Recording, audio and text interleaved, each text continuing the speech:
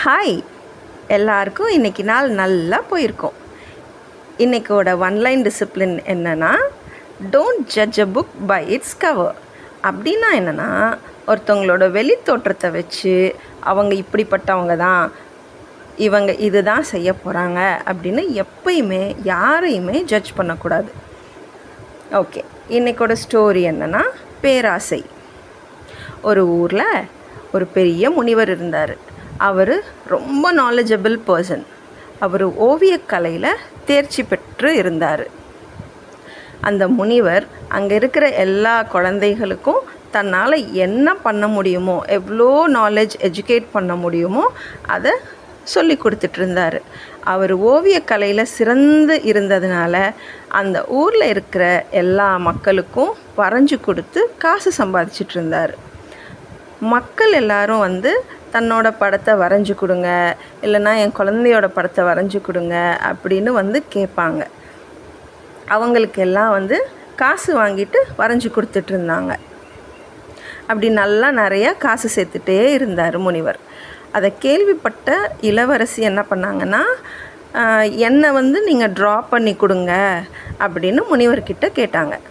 சரிம்மா, நான் உங்களை வரைஞ்சி தரேன், அதுக்கு நீங்கள் எனக்கு எவ்வளோ பொற்காசுகள் தருவீங்க அப்படின்னு கேட்டார். உங்களுக்கு எவ்வளோ வேணும் அப்படின்னு சொல்லுங்கள் அப்படின்னு இளவரசி சொன்னாங்க.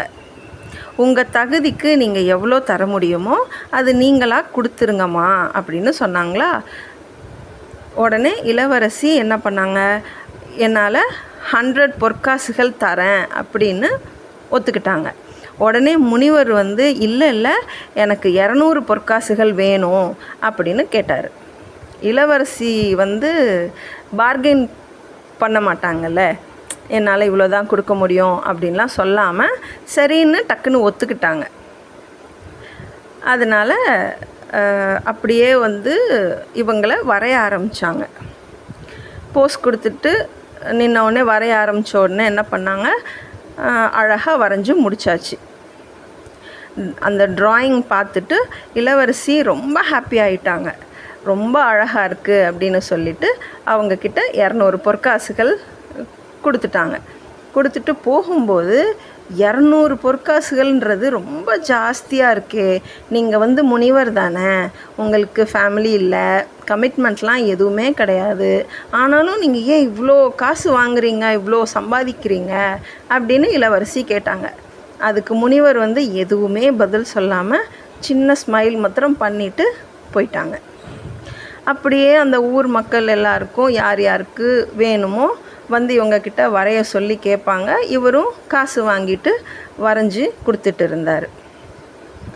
ஒரு நாள் என்ன பண்ணாங்க, திடீர்னு மக்கள் எல்லாத்துக்கும் ஒரு விஷயம் தெரிய வந்துச்சு, முனிவர் வரைகிறத நிறுத்திட்டாங்க அப்படின்னு. இது இளவரசிக்கும் இது தெரிய வந்துச்சு. அவங்களுக்கு ஒரே ஷாக். ரொம்ப நல்ல ஓவியக்கலையில் தேர்ச்சி பெற்றவராச்சே, இவர் எதுக்கு திடீர்னு நிறுத்தினார் அப்படின்னு ரொம்ப க்யூரியாசிட்டி ஆயிடுச்சு இளவரசிக்கு. எதுக்கு வரைய நிறுத்தினீங்கன்னு நம்ம முனிவர்கிட்டையே போய் கேட்டுடலாம் அப்படின்னு இளவரசி நேராக கிளம்பி அவர் ஆசிரமத்துக்கிட்டேயே போனாங்க. அங்கே போகும்போது தான் பார்த்தாங்க, முன்னாடி அவங்க வரும்போது இருந்த பாதை கரடு முரடா, கல் முள் அப்படிலாம் நிறையா இருந்தது. நடக்கவே கஷ்டமாக இருந்தது அந்த ரோடு.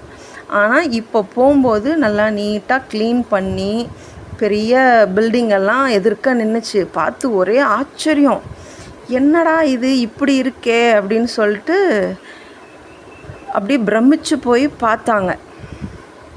சரின்னு இளவரசி உள்ளே போய் விசாரிச்சுருக்காங்க. என்ன இது இவ்வளோ பெரிய பில்டிங் இங்கே இருக்குது அப்படின்னு கேட்டாங்களா. கேட்ட உடனே ஒரு சைடு ஃபுல்லாக லைப்ரரி இருக்குது, இன்னொரு சைடு குழந்தைங்கள்லாம் உட்காந்து படிக்கிற மாதிரி ஒரு ஸ்கூல் டைப்பில் ஒன்று கட்டியிருந்தாங்க. அங்கே இருக்கிற எல்லா குழந்தைங்களுக்கும் ஃப்ரீ எஜுகேஷன் கிடைக்கணுன்றதுக்காக அந்த பில்டிங் கட்டினாங்க.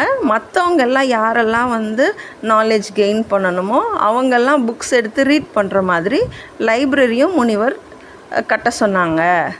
அவர் இவ்வளோ நாள் ஓவியம் வரைஞ்சி அவங்க சம்பாதிச்ச காசில் தான் இந்த பில்டிங் ரோடு எல்லாம் போட்டு இவ்வளோ வசதி பண்ணி கொடுத்தாங்க அப்படின்னு இளவரசிக்கிட்ட அங்கே வேலை செஞ்சவங்க சொன்னாங்க. இளவரசிக்கு ஒரு மாதிரி குற்ற உணர்ச்சி ஆயிடுச்சு. இவ்வளோ நல்ல மனுஷனையாக நம்ம போய் பேராசை பிடிச்சவங்க அப்படின்னு நினச்சிட்டோம். அவரை நேரில் பார்த்து முனிவர்கிட்ட மன்னிப்பு கேட்கணும் அப்படின்னு நினச்சாங்க.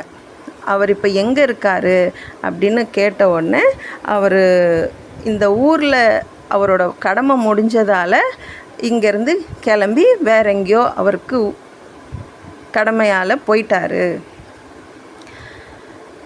அப்படின்னு சொன்னாங்க. இப்போது மாரல் ஆஃப் த ஸ்டோரி என்னன்னா, ஒருத்தவங்க நிஜமாகவே என்ன பண்ணுறாங்க, என்ன பண்ண போகிறாங்க அப்படின்னு தெரியாமல் அவங்கள பற்றி ஜட்ஜ் பண்ணக்கூடாது.